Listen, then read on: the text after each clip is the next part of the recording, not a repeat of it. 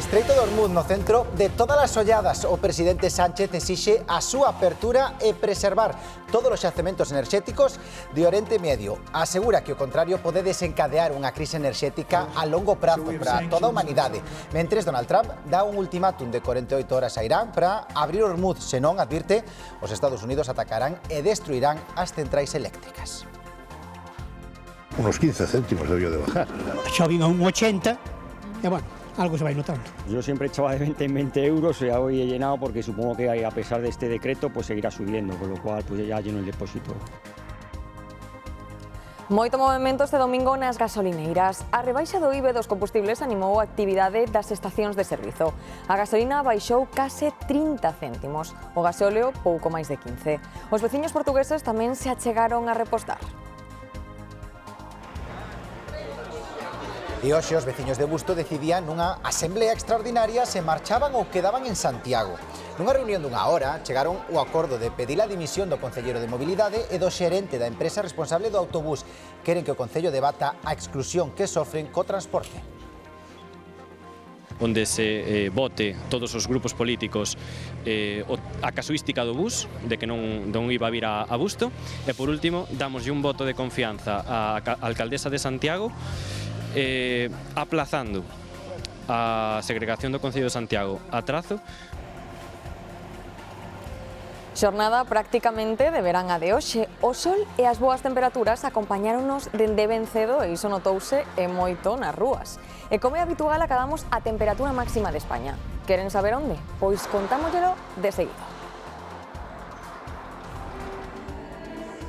A Semana Santa chega o Carballiño, pero nun formato moi especial. Con estas míticas figuras de Playmobil, esta exposición que están a ver recrea a Paixón de Cristo con todo o luxo de detalles. Escenas recoñecibles e figuras que cobran vida. Sen dúbida, unha mirada orixinal en miniatura que esperta a curiosidade de todos.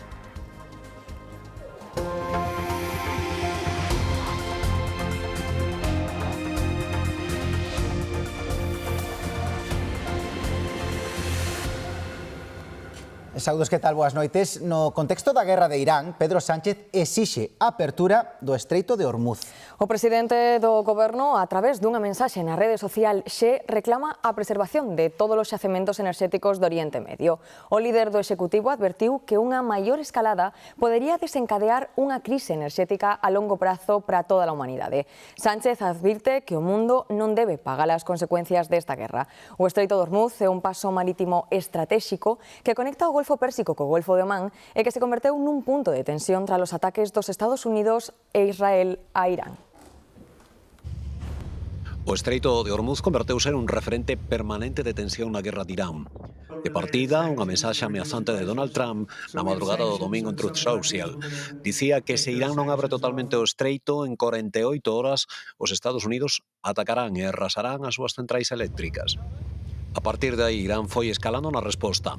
Última ameaza do réxime dos ayatolás: destruir as infraestructuras enerxéticas do Oriente Próximo e dos países que albergan bases estadounidenses.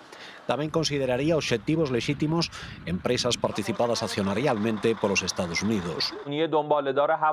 Previamente, desde a Garda Revolucionaria advertían da posibilidade dun peche total do Estreito de Hormuz se Donald Trump leva a cabo o anunciado na súa rede social. Noutro foco da guerra, Israel comezaba esta tarde a voadura das pontes sobre o río Litani en territorio libanés. É un cauce fluvial que serve como barreira xeográfica entre o norte e o sur do país. O Estado hebreo sostén que esas pontes son vías de abastecemento e fuxida para as milicias de Hezbollah radicadas no sur, onde viven os xiitas que comparten credo religioso con Irán. Por certo, Netanyahu reapareceu este domingo en Araz, unha das 3 cidades israelís castigadas por mísiles iranianos que causaron importantes estragos. Israel recoñece un morto e máis de 120 feridos en cedeles graves. Pero desde Irán din que a información está censurada e que se produciron dúcias de mortos. O goberno islámico castiga ao máximo goleador da selección iraniana por publicar unha foto súa co emir de Dubai. Sardar Azmou non xogará máis na selección e a última represaria do réxime iraniano contra deportistas. A Garda Revolucionaria Islámica de Irán cualifica a súa actitude de traizón. Lembremos que Irán confirmaba ademais esta semana a execución doutros 3 condenados polas protestas de xaneiro. Entre eles está un campeón internacional de loita de 19 anos. Para intentar paliar os efectos económicos da guerra, xa entraron en vigor este domingo as medidas anticrise do Goberno. O Executivo advirte de que estarán vixiantes de que se cumpran estas medidas. E os transportistas, un dos sectores máis prexudicados pola suba dos prezos dos carburantes, recibiron con decepción ese paquete de axudas. Cualifican de insuficientes as axudas do Goberno, que incluen o desconto de 20 céntimos por litro do gasóleo e a rebaixa do IBE do combustible do 21 ao 10%. Consideran que a axuda directa de 20 céntimos por litro de gasóleo, que será aplicable ata o 30 de xuño, supón só un alivio puntual. Parte do sector de transportistas ameaza con movilizacións a nivel nacional. Para a asociación son completamente insuficientes. Insuficientes porque o que nos están dando, falan de 20 céntimos, realmente son 15. Porque 5 xa os tiñamos, 4,9 xa os tiñamos, non nos dan outra cousa. A rebaixa do IBE encheu as gasolineiras de coches que andaban xustos de combustible. Onte tiña que botar gasoil e aproveitei e esperei a hoxe. Hemos venido hoy por eso, porque había visto en la tele que hoy iban a bajar y tenemos un viaje largo ahora y pues hemos venido a probar y justo pues estaban un poquito más bajos. Esperaron a repostar para aproveitar un desconto que finalmente notaron menos do que agardaban. Porque supone que eran 30 céntimos, aquí ha bajado 15, creo, más o menos. Entonces, bueno, al final yo creo que la bajada se la come un poco la especulación. Yo es que no lo noto mucho tampoco, la verdad. A ver, si estuviera por debajo del €50, aún podrías notarlo un poco. Unos 15 céntimos debió de bajar. Ayer eché casi a unos 70 y hoy está a 1,45. Nesta gasolineira de autoservizo, encher con gasolina un depósito de 60 litros custa 17 euros menos ca onte. O aforro pro diésel é inferior aproximadamente de 10 euros. Aí na Resol xa vin a un 80, e bueno, algo se vai notando. Se va a notar, lógicamente, la bajada de precios y se va a agradecer mucho en el bolsillo, lógicamente. Yo siempre echaba de 20 en 20 euros y hoy he llenado porque supongo que a pesar de este decreto pues seguirá subiendo, con lo cual pues ya lleno el depósito. Agradecen o alivio económico que supón a rebaixa da fiscalidade dos combustibles, aínda que temen que a medida poida quedarse curta. Fíxense, na trasfega destes coches, moitos teñen matrícula portuguesa. Os veciños lusos aproveitaron este domingo para cruzar a fronteira e encher os depósitos despois da entrada en vigor destas medidas. A baixada dos prezos dos carburantes, aínda que sexa pequena, supón un aforro pro noso peto. A explosión dun depósito de gas licuado deixou 2 persoas feridas de gravidade e decenas de evacuados en Roma. O suceso ocorreu contra a 1 da tarde nun barrio das aforas da capital italiana, próximo ao aeroporto de Fiumicino. O estourido estragou a casa en que se produciu e outras 3, ademais de varios coches aparcados na zona. Hai arredor de 70 evacuados. E Cuba afúndese na escuridade. Por segunda vez nunha semana, a illa sofre un apagón total que deixa a millóns de persoas sen luz. É o 7º gran colapso enerxético en apenas ano e medio. Unha situación crítica que obriga a vivir con cortes de ata 20 horas ao día. O bloqueo petroleiro de Estados Unidos agravou unha crise que xa mantén hospitais baixo mínimos e que está a facer estalar as rúas. Uns 50.000 galegos residen a día de hoxe en Cuba. A illa vive momentos de incerteza económica, faltan alimentos, medicinas e combustibles. Hai apagóns constantes e unha alta inflación que lles complica o seu día a día. Despois de 60 anos, evidenciase que as cousas non están funcionando axeitadamente, polo tanto, algo hai que cambiar desde o punto de vista económico, desde o punto de vista social. Nunha entrevista na Radio Galega, o secretario xeral de Emigración destacou o esforzo do goberno galego por axudar os que peor o están pasando en Cuba. Cada ano estamos axudando a moitos miles de familias con vinculación galega. E as persoas que ali viven nos poden solicitar axuda. De feito, temos aberto o plazo ata o 6 de abril. Tal a situación da illa, non descartamos para nada mesmo ter que prorrogar ese plazo para que a xente nos poida pedir esas axudas. Pídelle o Goberno de España implicación e colaboración pro cambio. E o Estado español ten que estar aí, pero ten que estar aí en positivo para facilitar os cambios. Galicia destina máis de 6 millóns de euros de axudas tanto pros galegos que residen no exterior como pros que queren retornar. De feito, durante este último ano aumentaron as solicitudes para volver a Galicia, sobre todo de venezolanos e cubanos. E a que fora a xefa da ETA poderá sair este luns de prisión malia ter unha condena de máis de 500 anos. Soledad Zipaguirre Amboto está no cárcere por varios delitos: homicidio dun carteiro en Áraba, a colocación de varias bombas trampa ou mesmo ordenar o asasinato do rei Xoán Carlos. O goberno vasco da socialista María Jesús San José permítelle sair de prisión e volver para dormir. Dende a Asociación de Vítimas do Terrorismo aseguran que os terroristas gañan e as vítimas perden. Esta decisión pon na porta de saída a Chapote e a súa muller, os últimos históricos da organización que continúan no cárcere. Decretados 2 días de loito oficial no Concello de Torrevieja en memoria da menor de 3 anos asasinada, supostamente a mans do seu proxenitor, quen posteriormente se quitou a vida. O alcalde expresou a súa condena mentres a Garda Civil continúa investigando este asasinato. E dor tamén en Zaragoza, onde gardaron un minuto de silencio por Silvia, a última vítima de violencia machista. O agresor esperouna no seu lugar de traballo, disparoulle varias veces e mesmo rematou cando a vítima estaba no chan. A violencia machista acabou con 14 mulleres no que levamos de ano. Centos de persoas participaron nunha marcha silenciosa en Santander polas vítimas do suceso da pasarela del Bocal. A marcha percorreu o centro da cidade reivindicando a verdade do acontecido e a dignidade dos 6 falecidos e a 7ª moza que quedou ferida. A estrutura rompeu o pasado 3 de marzo, falecendo 6 mozos de entre 19 e 22 anos tras colapsar a pasarela. Un día antes do suceso, un veciño alertaba ao servizo de emerxencias do mal estado desa ponte. O 112 avisaba despois a Policía Local. O Tribunal de Instancia de Santander abriu dilixencias tras os feitos e investiga o sucedido. De volta a Galicia, 2 dos menores feridos ao caer por un balcón en Vimianzo seguen ingresados. Un deles continúa en estado grave na UCI do Hospital Clínico de Santiago. Este menor tivo que ser evacuado en helicóptero dende o lugar do accidente. O outro rapaz implicado xa está na casa tras ser dado de alta.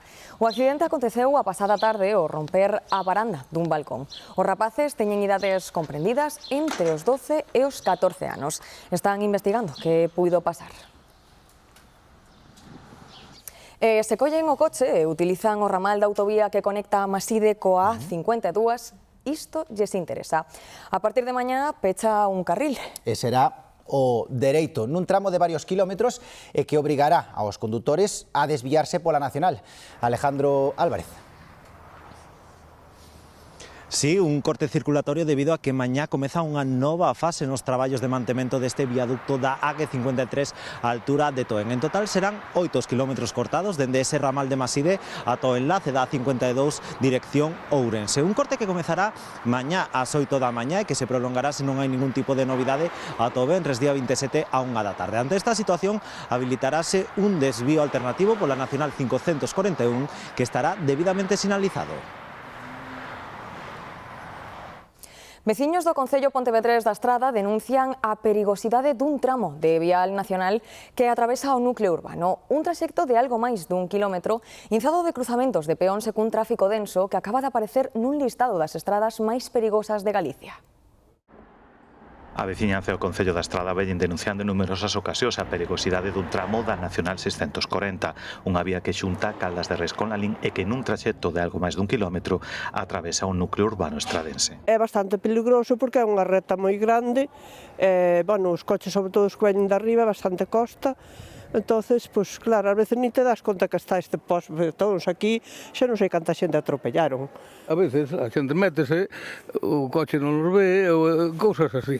O traxecto ubicado no punto kilométrico 204 aparece cualificado de punto negro nun informe recente de automobilistas europeos asociados. A partir de datos do Ministerio de Transporte, está incluído dentro dos 17 tramos máis perigosos de Galicia. Esta é unha carretera que ten moito tráfico, moitas veces van os automóviles e máis os camións van moi rápido, non ven o paso de peóns, entonces, xa temos presenciado bastantes atropellos. Hubo 3, que eu sea ahora mismo 3 falecidos. A proliferación de pasos de peóns xunto cunha alta densidade de tráfico converte esta travesía nun punto problemático para a circulación vial. Poñerlle un semáforo polo menos. Moitos piden unha circunvalación ao pobo, outros piden que teña unha limitación de velocidade un pouco máis marcada ou máis vixiada. Outros piden semáforos, como hai outros puntos de semáforo un poquinho máis arriba. Outros piden un paso elevado. Segundo o informe que abrangue dende 2020 a 2024, neste traxecto producíronse 11 accidentes cunha ducia de vítimas, entre feridos e falecidos.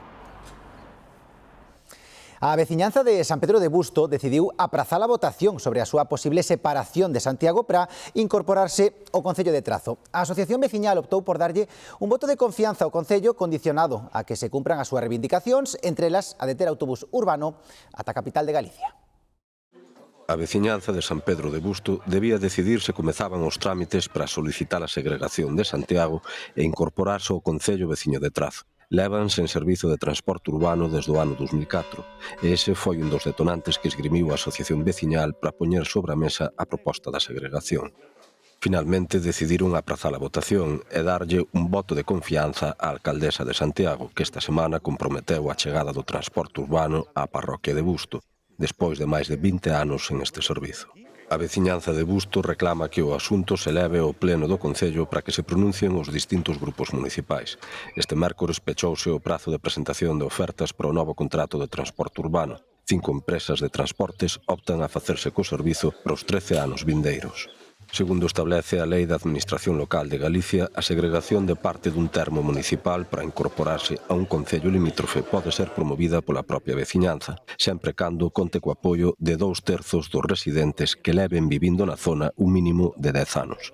É un trámite que para sair adiante necesitaría ademais o acordo por maioría cualificada do pleno dos 2 concellos afectados e a autorización final da Xunta. Esta medianoite arranca oficialmente a campaña da sardiña para os cerqueiros galegos e do resto do Cantábrico. A bolsa que comparten redúcese respecto do ano pasado. Iníciase con topes semanais de entre 7.000 e 5.000 kilos, dependendo da embarcación, número de tripulantes e artes. A partir do 1 de xullo, cando aumenta a demanda, o límite subirá a 10.000 e 7.500 kilos respectivamente.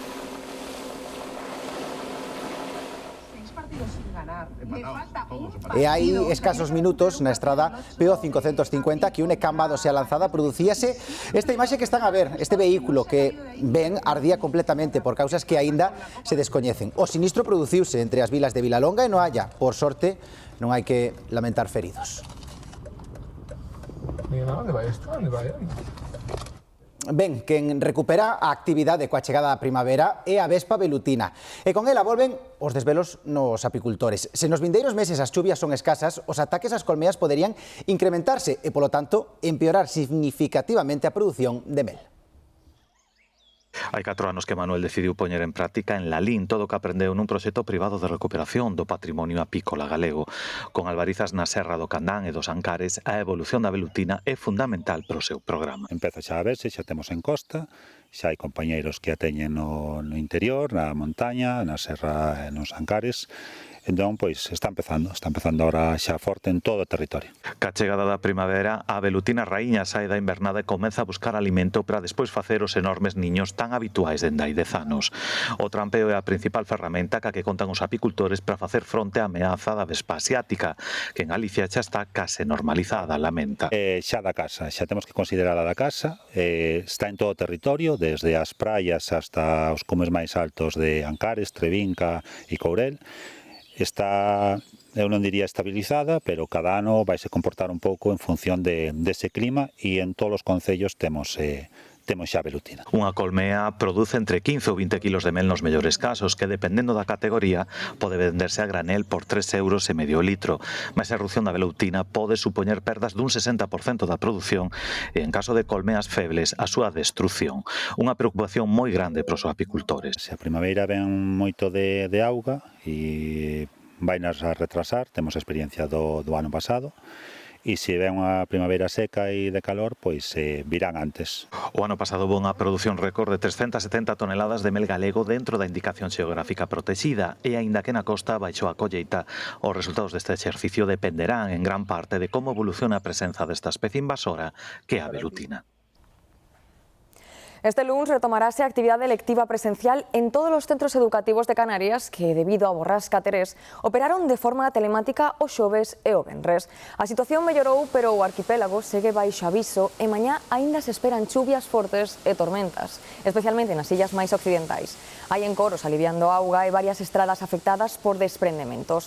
O vento tamén motivou unha cancelación e 8 desvíos no aeroporto de Lanzarote. Pois as imaxes que víamos contrastan bastante co vivido. Hoxe aquí, varios puntos da comunidade roldaron os 20 graus, como por exemplo Padrón, e mesmo superaron esa cifra, sobre todo no interior pontevedrés, vilas como por exemplo Porriño, tamén as localidades lindeiras, tamén no sur de Lugo, e na provincia de Ourense, a capital case acada os 25 graus. Temperatura que foi a máxima do día, onde? Pois iso que vamos coñecer agora, porque preto dese punto está Xoel Rodríguez.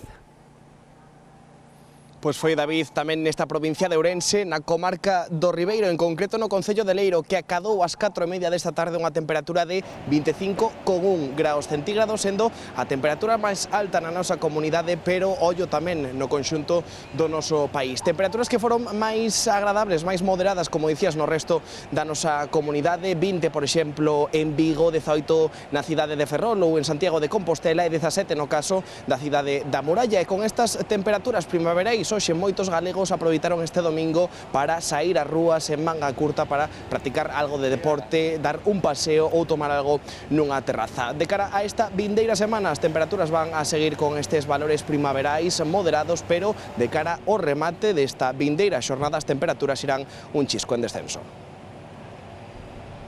A primeira fin de semana da primavera estivo marcada polas altas presións, os ceos limpos e as temperaturas agradables, algo máis frescas, onde sopraba o nordés. A verdade que disfrutouse bastante para dar paseos, para disfrutar, por exemplo, do fútbol en directo. Bastante calor, xente sobre todo tomando sol, que, fai 2 semanas era inviable. En xeral foi un domingo de ceos despexados con ventos frouxos no interior e moderados na costa. O valor máximo da xornada acadouse no municipio ourensán de Leiro, 25 graus de temperatura contra as 4:30 da tarde. Na provincia de Ourense tamén se rexistrou a mínima, 1 grau baixo cero pouco antes das 8 da mañá en Calvos de Randín. Pues estaba moi bo día, verdad? Bonito sol. Estuvieron muy bien. Ahora sí, a estas horas sí, ya refresca. Estamos tomando aí un refresco, aproveitando o tempo, xa estamos no brao, prácticamente estamos no brao. As previsións indican que as altas presións continuarán polo menos os primeiros días desta semana. Non se notarán cambios nas temperaturas e o vento soprará frouxo do nordés con intervalos fortes entre Bares e Fisterra. Este luns pola mañá está activado un aviso amarelo por mar de vento na Costa da Morte. Este tempo solleiro ten tirón tamén pros chiringuitos de praia. Xa se están preparando para abrir a próxima fin de semana e aproveitar así o turismo da Semana Santa. E ollo, porque este ano non van ter que pechar despois. Por primeira vez poderán funcionar durante 7 meses ata finais de outubro. O sector celebra isto, pero algúns esperan que chegue o día no que poidan abrir durante todo o ano. Eu espero que chegue un momento que haga a opcionalidade de poder abrir os fins de semana en temporada estival, en temporada invernal, especialmente, porque sempre dá servizo a xente que ven a visitar estas zonas tan emblemáticas.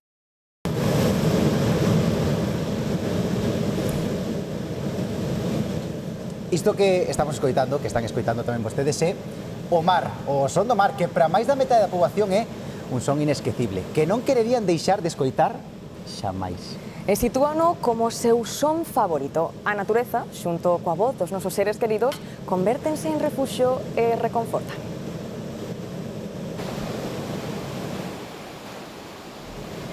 Ya sabemos que tenemos el sonido más bonito del mundo en el mar, aquí en La Coruña, y es una pasada.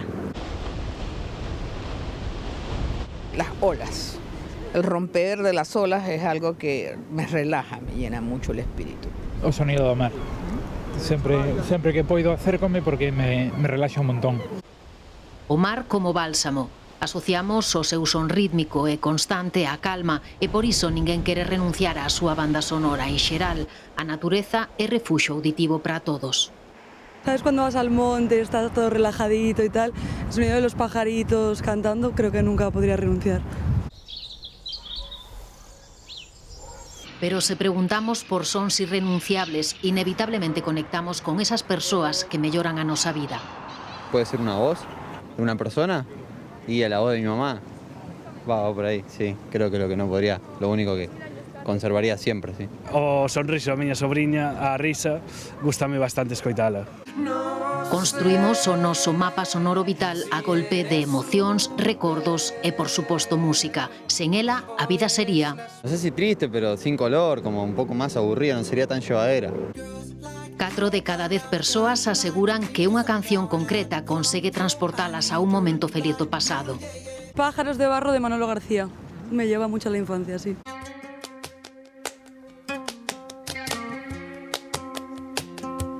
Por si el tiempo me arrastra a playas de...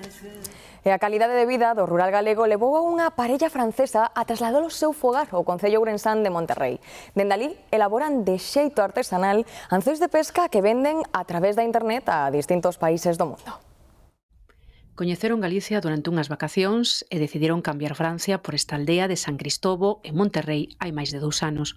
Nosotros nos enamoramos de la Galicia para esa naturaleza. Hola, Antonio. Y después la gente, tenemos vecino maravillosa. Aquí somos en paz. Tiene una calidad de vida que es para esta razón que elegir Galicia. Nuestro huerto, un poco de animales, amigo del pueblo. Guillón transformou hai máis dunha década a súa afición á pesca nun negocio. Elaboran a man anzois que venden online a diferentes países. Bélgica, Francia, se puede Alemania, Australia. Trabajando tenemos una ventana que veo vista sobre la montaña y es un cadra idílica para nosotros. Un paraíso que tinguiron de negro os incendios do pasado verán, por iso, para axudar a protexelo, decidiron pôr en marcha un proxecto de sinalización de camiños. Para ganar mucho de tiempo para el bomberos, 20, 30 minutos, es una cosa enorme. Eu, como natural deste pueblo, diría a moita xente que tomaran o camiño diles. Ahora temos aí outra familia de lituanos e a verdade que é un orgullo que o pueblo non se decaiga. Aldeas que camiñan cara ao futuro da man destes novos veciños. Malia que queda unha semana pro Domingo de Ramos, no Carballiño xa se pode gozar das procesións de Semana Santa, iso sí, a tamaño bastante reducido. É a exposición A Paixón de Playmobil que está instalada na Igrexa da Veracruz. Son máis de 15.000 pezas, superando as veces anteriores unhas 3.800 figuras aproximadamente, porque incluso dentro das igrexas tamén hai figuras, podense atopar por todas as esquinas. Entonces, calculamos aproximadamente unhas 30 e pico horas de traballo aproximadamente para montar isto. Unha recreación da Semana Santa do Carballiño para que a Confraría da Veracruz contou coa colaboración da Asociación Española de Playmobil. Os coleccionistas achegaron boa parte dos milleiros de figuras, edificios e decoracións que integran a mostra, en que tamén colaboran os veciños da vila. Parte tamén colaboran xente incluso da nosa vila que tiña algunha destas casas onde algunha persoa delas que nos las trouxo para poder facer e para complementar o que sería o traballo feito por todos estes coleccionistas. Na Paixón segundo Playmobil podemos admirar os distintos pasos das procesións percorrendo a vila, pero tamén se recrean outros eventos emblemáticos do Carballiño. Porque unha vila é unha vila viva, non somente son as procesións, tamén son outros elementos, outras características propias do Carballiño, como poden ser esta plaza que temos a carón de Veracruz, onde nas festas do setembro se pode ver un parque temático, de aí que teñamos unha noria ou un tío vivo, e o que é máis característico da nosa vila, como todo aquel que se achegue sempre vai poder degustar un bo pulpo. Temos as polveiras con todos os elementos tradicionais. A mostra pode visitarse de balde ata o 5 de abril no ábside da Igrexa da Veracruz. E cheganos esta imaxe da Maratón de Roma que contou cun participante pouco habitual. Un cardeal do Vaticano púxose as zapatillas, as mallas e a camiseta co seu dorsal. Vestido coas cores branca e amarela da bandeira vaticana, percorreu 42 kilómetros xunto a milleiros de corredores de todo o mundo. O cardeal francés é coñecido pola súa afección ao running. Perdido entre a multitude, busca mellorar a súa marca persoal e facelo en menos de 2 horas, 53 minutos e 38 segundos. Un esbozo de Bonaparte sae este mércores a poxa en París por 300.000 euros. É obra do pintor francés Antoine Jean Gros, creado como preparación do cadro Bonaparte en el puente de Arcole. Acárdase un grande interese por tratarse dun retrato emblemático de Napoleón. O boceto amosa o instante en que as forzas francesas cruzaron a ponte en Arcole para expulsar os austríacos de Italia e consolidar a zona de Napoleón Bonaparte. A estrala de fuego habitual de outras festas. Bueno, para nós son as nosas fallas orensanas. Que ben o pasan, e que en Ourense xa queimaron as madamitas. Con esta celebración conmemórase a Festa do San Lázaro, que se remonta á Idade Media. A Festa do San Lázaro en Ourense é sinónimo de roscas. Eu levo 40 anos vendendo rosquilla, máis ou menos, os anos que teño, 41, vendendo rosquillas en San Lázaro levaremos uns 30 e pico de anos. Típico do San Lázaro, claro, fora do San Lázaro, digamos onde come aquí en Ourense as rosquillas. Tamén de Alborada e cabezudos polo centro da cidade. Pero, sobre todo, o San Lázaro identifícase co estrondo das madamitas ou esbourar.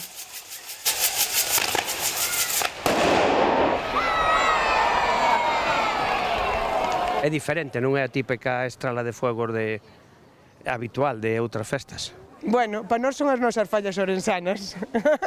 Figuras de papel coa cabeza rechea de pólvora que xiran e xiran cada vez a máis velocidade ata que acaban feitas anacos.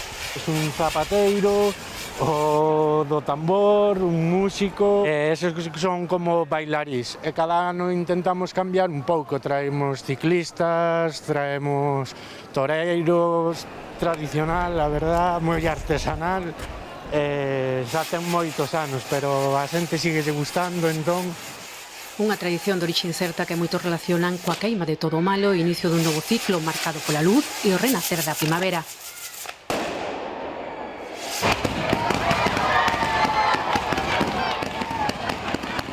Empezaban os alaos, la gente iba al río, en aquellos tiempos. Pai traíame que había por aí cabezudos e había cousas, e agora traigo eu o meu pequeno para que o vexa. É o acto central dunha festa que, como di a sabedoría popular, Ana Badana, Rebeca Susana, Lázaro Ramos, en Pascuas estamos. Anuncia a chegada da Semana Santa. E hoxe marchamos coa famosa banda de K-pop coreana BTS, que volveu cun impresionante concerto en Seúl despois de 3 anos de pausa polo servizo militar obrigatorio. O grupo regresou aos escenarios cun show de balde que reuniu a unhas 22.000 persoas. O grupo actuará no Metropolitano de Madrid o 26 e 27 de xuño.